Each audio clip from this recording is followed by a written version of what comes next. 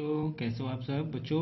इस वीडियो में मैं आपके लिए लेकर आया हूँ आपके कम्युनिटी सब्जेक्ट का नेक्स्ट लेसन, जिसका नाम है सऊदी अरबिया और द हॉट डिजर्ट। बच्चों, आप लोगों ने सऊदी अरबिया के बारे में तो खूब सुना होगा। सऊदी अरबिया लोग जाते हैं, ये वो क्या है, वहाँ पर क्या है, किस तरह की लिविंग स्टाइल है, कैसे लोकेशन है, वहाँ पे लोग कैसे हैं, वहाँ के व्यवसाय क्या है, कौन कौन सी फैक्ट्रियाँ हैं, कौन से एनिमल पाए जाते हैं वहाँ के जंगलों में, और भी बहुत सारी मज़ेदार बातें हम लोग आज इस वीडियो में देखेंगे। तो लेसन का नाम है हॉट डिजर्ट्स। डिजर्ट्स में होता है रेगिस्तान, गर्म रेगिस्तान के रूप में जाना जाता है। क्या नाम है? Saudi Arabia. चलिए स्टार्ट करते हैं।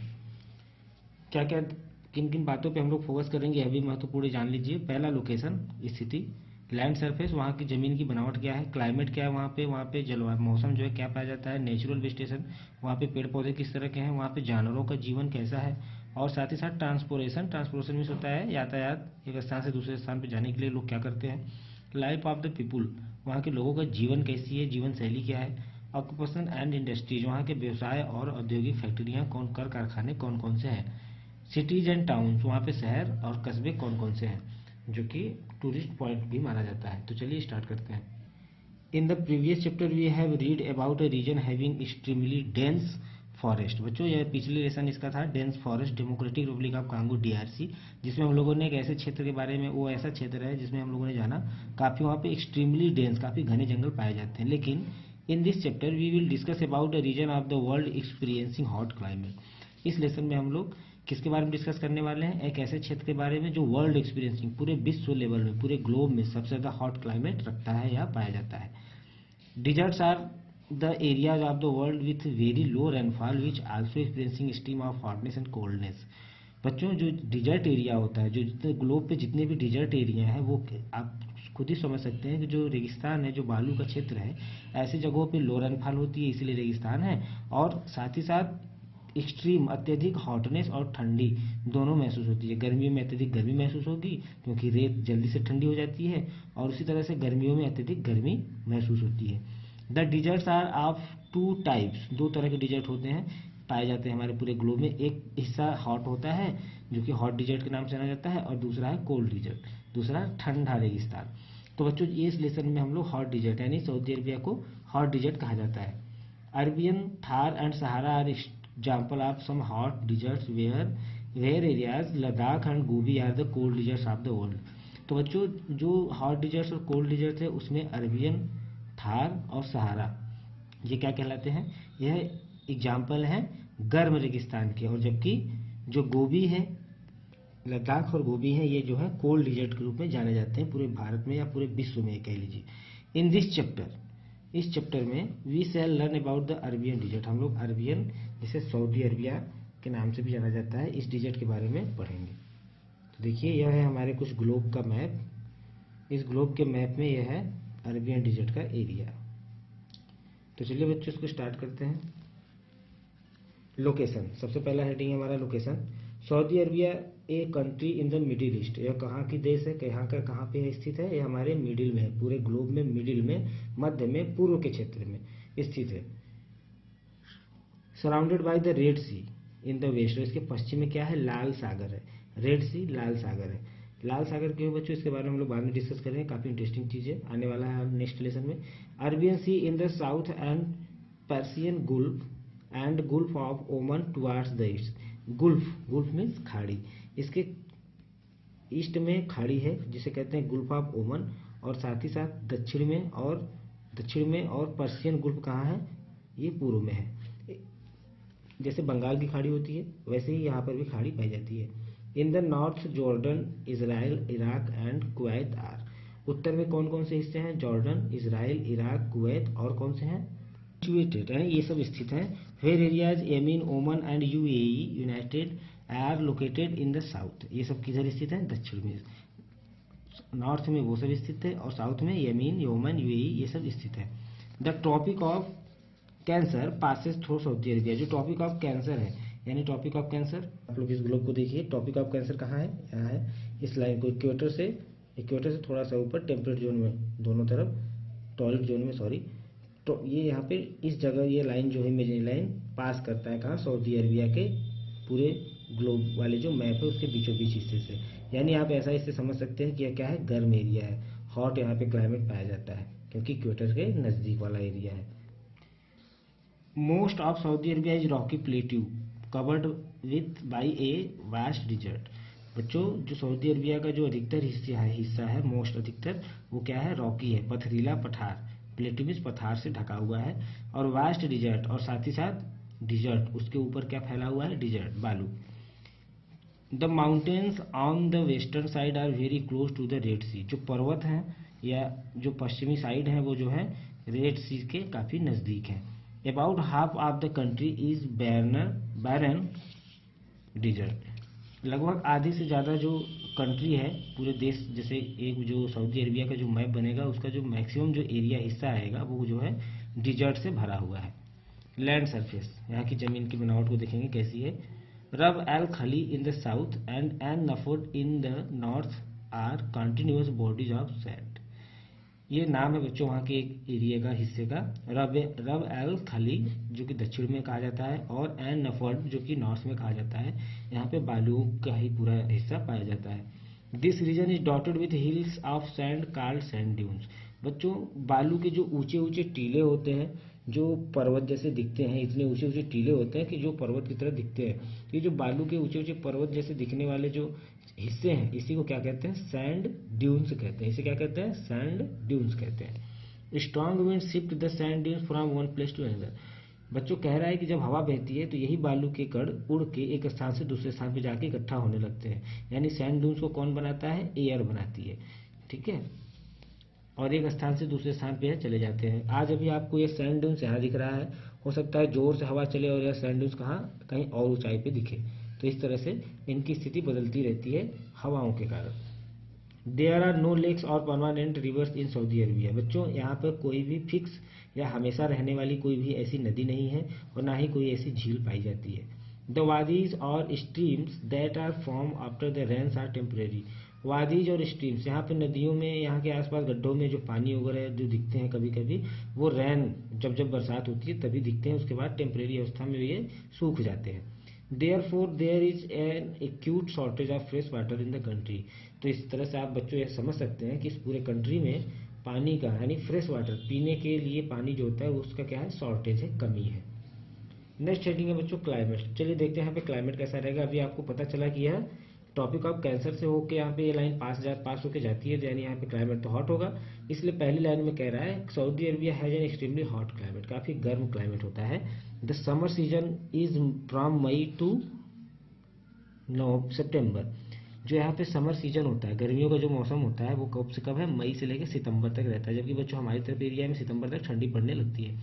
The weather during this period is very hot and dry during the day time. बच्चों यहाँ का जो वेदर कंडीशन है समर का, वो दिन में जो है वो during this period very hot, काफ़ी ज़्यादा गर्म होता है और ड्राई भी होता है, काफ़ी सूखा होता है दिन के समय में। और साथ ही साथ the nights are relatively cool. जितना ज़्यादा दिन में गर्म रहता है उतना ही ज़्यादा रात को यह रेत ठंडी हो जाती है और कूल फील होता है। Nights are relatively cool. The winter season is from October to April. यहाँ पे जो विंटर का सीजन है वो कब से स्टार्ट होता है, अक्टूबर से अप्रैल तक। The days are warm while the nights are very cold. दिन में गर्मी पड़ती है और रात को ठंडी। इन द कोस्टल एरिया, तटों के क्षेत्र में, द टेम्परेचर्स आर माइल्ड। जो यहाँ इसके जो तट के क्षेत्र हैं बच्चों, समुद्र के तट के क्षेत्र हैं जहाँ पे कुछ नदियाँ वगैरह पाई जाती हैं कुछ हिस्सों में, उस जगह पे तो कोस्टल एरिया में जो टेम्परेचर है वो काफ़ी माइल्ड होता है। माइल्ड मीन्स अत्यधिक ठंडा।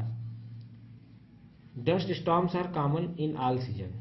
और आपको पता है बालू है, रेत है, तो हवा हमेशा चलेगी, हवा चलेगी तो हमेशा डस्ट हमें देखने को पाए जाएंगे। डस्ट स्टॉर्म, आंधी तूफान बालुओं से भरे हुए, ये हमें ऑल सीजन में दिखाई देखने को मिलते हैं। दे appear suddenly and make the sky has. ये अचानक से हवाएं बहने लगती हैं और पूरे आकाश में बालू बालू पूरा दिखने लगता है, स्काई हेजी। नेक्स्ट हेडिंग है बच्चों नेचुरल वेजिटेशन। यहाँ की जो वनस्पति है, यहाँ के जो पेड़ पौधे हैं, किस तरह के पेड़ पौधे यहाँ के क्षेत्रों में पाए जाते हैं रेगिस्तान में। वैसे तो आप लोगों को पता है रेगिस्तान में कुछ खास पेड़ नहीं पाए जाएंगे, कटीले पेड़ पौधे ही पाए जाते हैं, झाड़ी नुमा ही। चलिए देखते हैं। The vegetation consist of cactus. क्या पाया जाता है, कैक्टस। देखा होगा आप लोगों ने, कैक्टस काफ़ी कटीला होता है। प्रिकली पियर और नुकीले पियर पाए जाते हैं। थॉर्नी बुशेस और कटीली झाड़ियाँ भी पाई जाती हैं। साथ ही साथ लॉन्ग रूटेड ग्रासेस, ऐसी घास पाई जाती हैं जिनकी जड़ें काफ़ी गहरी होती हैं, लंबी होती हैं। एंड श्रब्स, और झाड़ियाँ भी पाई जाती हैं।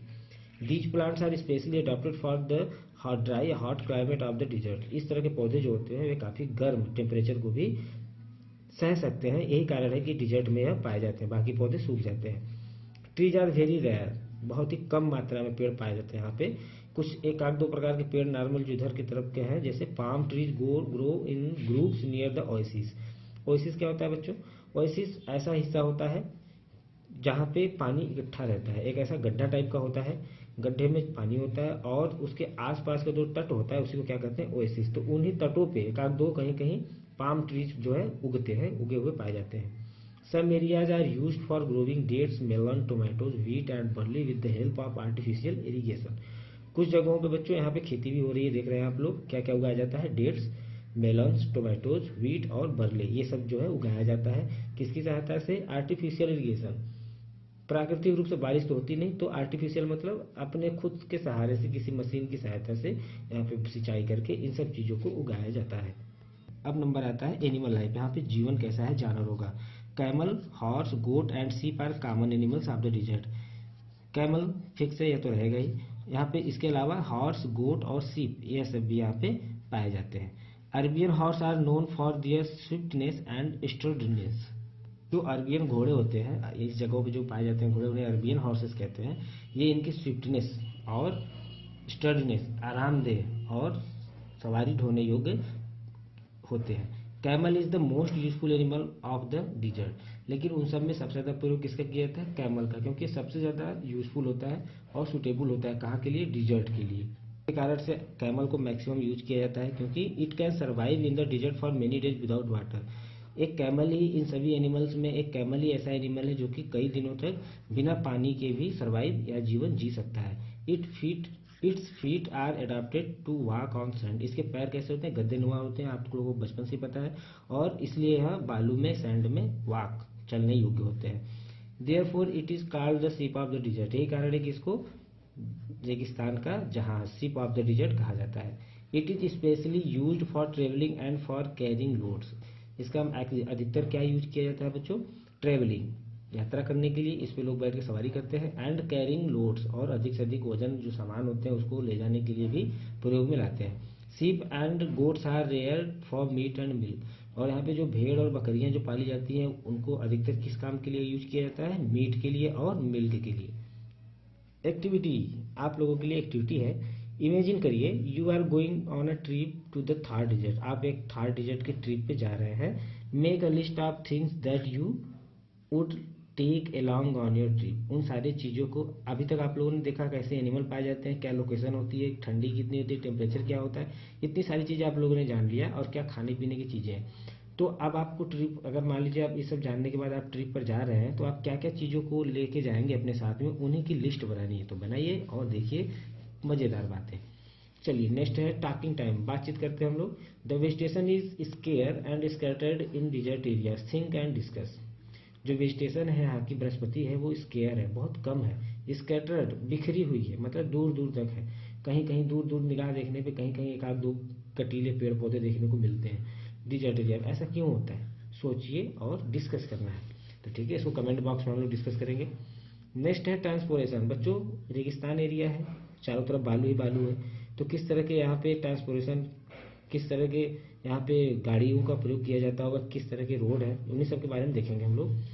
With the development of petroleum and other industries a good system of roads have come into existence. बच्चों पहले यहाँ पे रोड वगैरह नहीं थे, लेकिन जैसे यहाँ पे पेट्रोल की खानें मिली, पेट्रोल के जो खदान है वो सब मिले, उसको उसकी वजह से यहाँ पे उसकी बिक्री करने के लिए, उसको ट्रांसपोर्ट करने के लिए यहाँ पे अच्छे अच्छे प्रकार के रोड बना दिए गए हैं।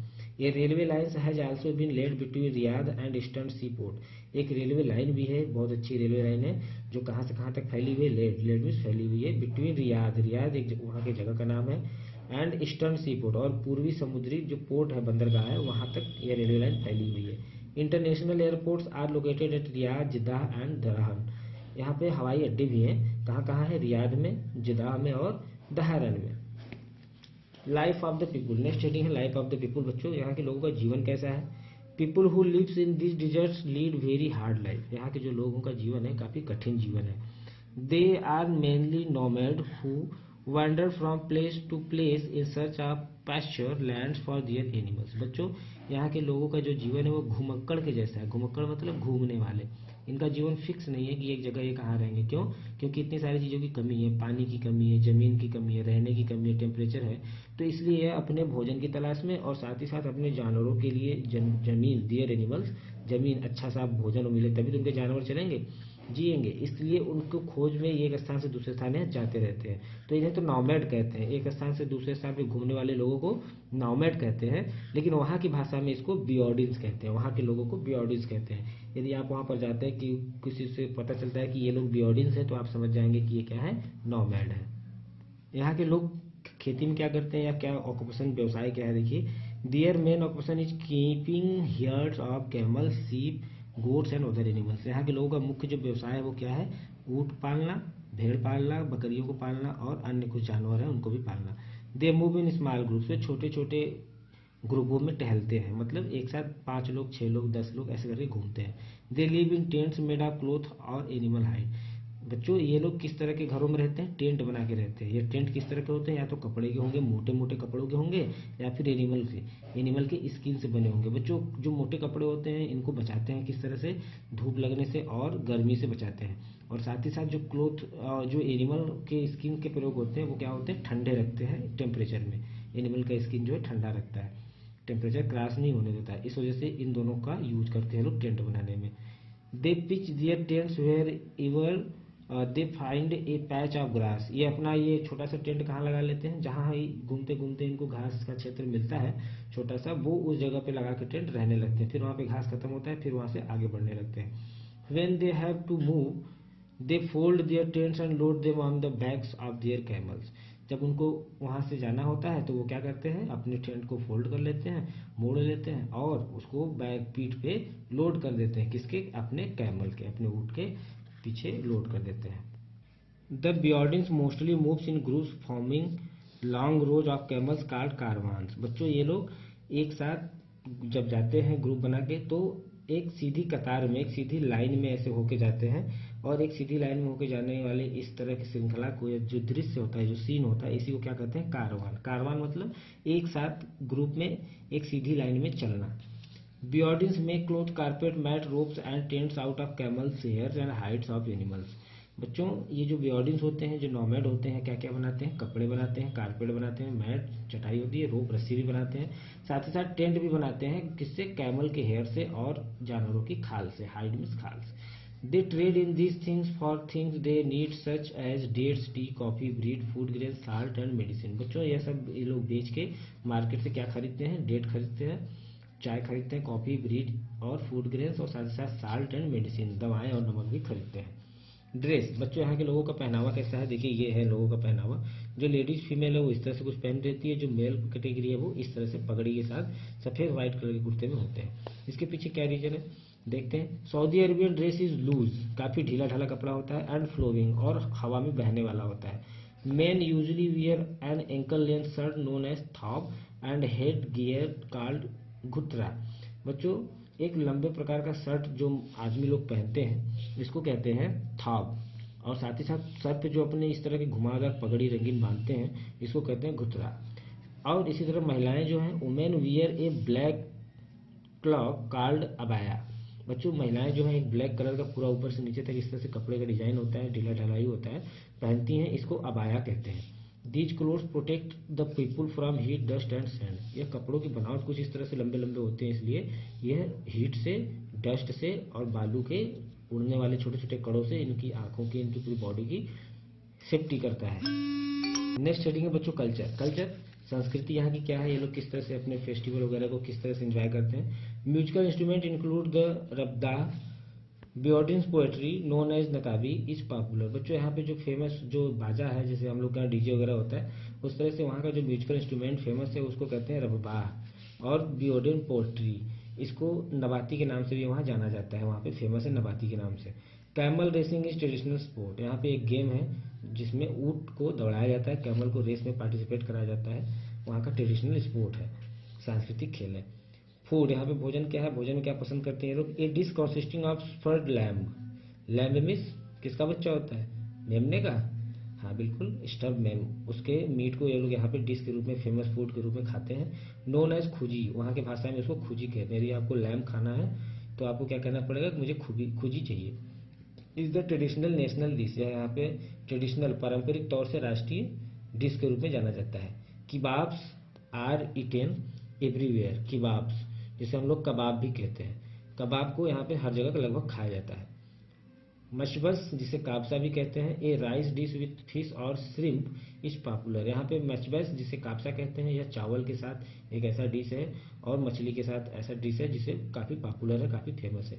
कॉफ़ी इज द ट्रेडिशनल ब्यूरेज, यहाँ पे ब्यूरेज क्राफ्ट मादक पदार्थों के रूप में यहाँ पे सबसे ज़्यादा क्या है, कॉफ़ी है, कॉफ़ी को पिया जाता है। बच्चों यहाँ के लोगों का ऑक्यूपेशन और इंडस्ट्री देखेंगे हम लोग। People living in oasis have an almost easy life, यहाँ पे ओएसिस के किनारे जितने भी लोग रहते हैं उनकी लाइफ लगभग इजी है, आसान है, क्योंकि ओएसिस क्या होता है, जहाँ पे पानी पाया जाता है। Presence of permanent spring and underground water leads to the occupation of farming, तो वहाँ के पानी चारों तरफ होने के कारण आसपास ओएसिस के लोग बसते हैं, वहाँ सुटेबल लाइफ होती है, ईजी लाइफ होती है, जिससे उनको वहाँ पे सिंचाई के लिए, फार्मिंग के लिए बड़ा आसान होता है। दे ग्रो व्हीट, वहाँ के लोग आसपास क्या उगाते हैं, जहाँ पे ओएसिस पाया जाता है व्हीट उगाएंगे, barley, maize, cotton, sugar cane and vegetables भी वहाँ पे उगाते हैं। And the most important is the date palm, date palm वहाँ पे सबसे ज़्यादा उगाया जाता है। The houses here are made of sun dried bricks having flat roofs and are situated close to the each other, यहाँ पे जो घर होते हैं बच्चों वो सन ड्राइड ब्रिक्स होते हैं, यानी धूप सुखाने वाले ईंट होते हैं, ऐसे ईंट लगे होते हैं जो कि धूप को क्रॉस नहीं होने देते हैं।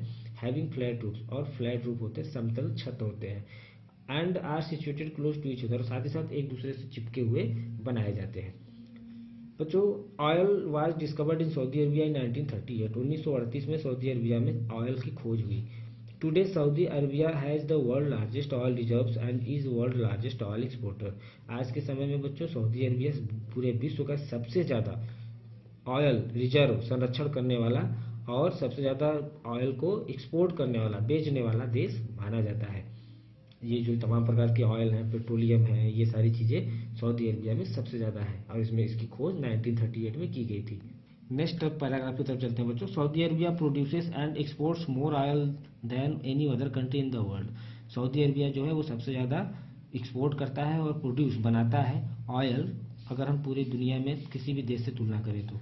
Petroleum and refined petroleum products makeup more than 90% of Saudi Arabia revenue from the export, पूरे विश्व व्यापार में, पूरे विश्व में जितना पेट्रोलियम का एक्सपोर्ट इंपोर्ट होता है बच्चों, उसमें 90% जो है पेट्रोलियम कहाँ से आता है, सऊदी अरबिया से आता है। The oil industry factories manufacture goods such as chemicals, cement, steel, metal products and food, यहाँ पे ऑयल तो यहाँ पे मेन इंडस्ट्री हो गई, लेकिन साथ ही साथ और भी बहुत सारी इंडस्ट्रियाँ हैं, जैसे फैक्ट्रियाँ हैं, जैसे मैन्युफैक्चर गुड्स, सामान बनाने वाली, कौन कौन से सामान, केमिकल के, सीमेंट, स्टील के, और मेटल, धातुओं से संबंधित जो सब उत्पाद हैं, एंड फूड से संबंधित जैसे डेयरी फार्म वगैरह से, ये सब भी यहाँ पे बनाए जाते हैं। यहाँ के शहर और कस्बों के बारे में देखेंगे। There are number of modern cities in the Saudi Arabia, बहुत अधिक नहीं कह सकते लेकिन कुछ नंबर में आधुनिक शहर और सऊदी अरबिया में पाए जाते हैं। मॉडर्न सिटीज़ मतलब आधुनिक, जहाँ पे सभी डेवलपमेंट हो, जहाँ पे अधिकतर फैसिलिटीज़ पाई जाती है। दीज आर रियाद, ऐसे शहर का क्या नाम है, रियाद, मक्का, जिदा, हुफुफ और बराइदा एंड मदीना। मक्का और मदीना हम लोग नाम सुने ना बच्चों, हज के लिए लोग जाते हैं, वो कहाँ है, सऊदी अरबिया में ही है। Riyadh is the capital of Saudi Arabia, Riyadh क्या है, कैपिटल है किसका, सऊदी अरबिया का। Mecca is holiest place for Muslims as it's the birth place of prophet Muhammad, Mecca Medina जिसका नाम हम अभी डिस्कस कर रहे थे, मक्का को हॉलीएस्ट पवित्र जगह माना जाता है मुस्लिमों के अकॉर्डिंग। क्या कहा जाता है कि it is the birth place, यह जन्म स्थान है किसका, प्रॉफिट मोहम्मद का। Pilgrims comes here from all parts of the world for hajj Medina in another important religious centre, बहुत सारे लोग यहाँ पर आते हैं और किस लिए आते हैं, हज के लिए आते हैं मदीना में, और साथ ही साथ यहाँ पे बहुत सारे रिलीजियस सेंटर भी हैं, धर्मशालाएँ भी बनी हैं। एक बार फिगर देख लीजिए आप लोग, मक्का का फिगर कैसा है देखिए, ये देखिए आप लोग देख रहे हैं, इस तरह से पिलर होते हैं, इस तरह से राउंड है, और यहाँ पे देखिए इतने सारे नीचे जो लोग हैं, इतने अधिक से अधिक लोग आते हैं और इस जगह पे हज करते हैं। नेक्स्ट लाइन है बच्चों, the efforts of the government of Saudi Arabia have help convert a hot and barren desert region into a prosperous land, बच्चों यहाँ पे जो सरकार है सऊदी अरबिया की, वो काफ़ी ज़्यादा हेल्प कर रही है और कन्वर्ट कर रही है यहाँ के हॉट जो गर्म बैरन और बंजर, बैरन मीन्स बंजर जो ज़मीन है, डिजर्ट है, ऐसे क्षेत्रों को प्रॉस्पेरियस लैंड यानी योग्य, वहाँ पे कुछ खेती वगैरह की जा सके या कोई रेलवे लाइन या कोई रोड बनाया जा सके, इस तरह से डेवलप कर रही है यहाँ की सरकार जो है। अब चलिए आप लोगों को सोचने के लिए मैं एक सवाल देता हूँ हायर थिंकिंग स्किल में। क्या है? People of Saudi Arabia wear long cotton gown and kurta to cover their heads, why? Give reason for your answer. यानी आप लोगों को सोच के बताना है कि जो सऊदी अरबिया के लोग हैं वो लॉन्ग कॉटन गाउन क्यों पहनते हैं और कुर्ता क्यों पहनते हैं, कुर्ता से अपने सर को क्यों बांधते हैं, ऐसा क्या कारण है? Give reason for your answer. तो हमें कमेंट बॉक्स में आप लोग बताइएगा। आ गया ब्रीफ का नंबर। इस तरह से हमारा लेसन समाप्त हो गया। चलिए देखते हैं क्या है ब्रीफ में, रिवाइज करते हैं। Deserts are the areas of world with very low rainfall which also experience extreme of hotness and coldness. जो रेगिस्तान का क्षेत्र होता है बच्चों पूरे विश्व में, वहाँ पे वेरी लो लैंडफॉल, काफ़ी कम बारिश होती है, और साथ ही साथ एक्सपीरियंस काफ़ी, साथ ही साथ अनुभव भी होता है, महसूस होता है अत्यधिक गर्मी का और अत्यधिक ठंडी का भी। Saudi Arabia is a country in middle east. Saudi Arabia एक ऐसा देश है जो मध्य पूर्व में स्थित है, पूर्व के मध्य में स्थित है, और which is located in Arabian desert, जो कि अरबियन रेगिस्तान में स्थित है। Saudi Arabia has an extremely hot climate. यहाँ का टेम्परेचर क्या है? हॉट क्लाइमेट है। The vegetation consist of cactus, और क्या पाया जाता है? Prickly pear, thorny bushes, long rooted grasses and shrubs. ये सारी चीज़ें यहाँ पे वेजिटेशन के रूप में पाई जाती हैं। Camel, horse, goat and sheep are common animals of the desert. यहाँ पे जो अधिकतर आपको जानवर देखने को मिलेंगे वो कैसे रहेंगे? कैमल हो सकते हैं, हॉर्स, गोट और सीप हो सकते हैं। People who live in these deserts lead a very hard life. बच्चों इन लोगों का जीवन कैसा होता है? यहाँ के लोगों का काफ़ी हार्ड लाइफ, काफ़ी कठिन जीवन माना जाता है। Saudi Arabia has the world largest oil reserves and it's the world largest oil exporter. साथ ही साथ हमें एक महत्वपूर्ण बात पता चली है बच्चों की जो सऊदी अरबिया है वो पूरे विश्व में सबसे ज़्यादा तेल को संरक्षण रिजर्व करने वाला माना जाता है, और साथ ही साथ तेल की अधिकता होने के कारण यह सबसे ज़्यादा एक्सपोर्ट, बेचने वाला, निर्यात करने वाला भी माना जाता है। इस तरह से हमारा लेसन समाप्त हो गया बच्चों। ठीक है, आप लोग इसको 1 से 2 बार देखिए, और मैंने पूरी कोशिश किया है कि आपको ये लेसन अच्छे से समझ में आ जाए हिंदी एक्सप्लेनेशन के साथ। तो चलिए ठीक है, मिलते हैं आपके लिए एक नई वीडियो के साथ, कुछ नई जानकारी के साथ आपके कम्युनिटी सब्जेक्ट से। तब तक आप अपना ध्यान रखिए और मन लगा के पढ़ते रहिए। Bye bye.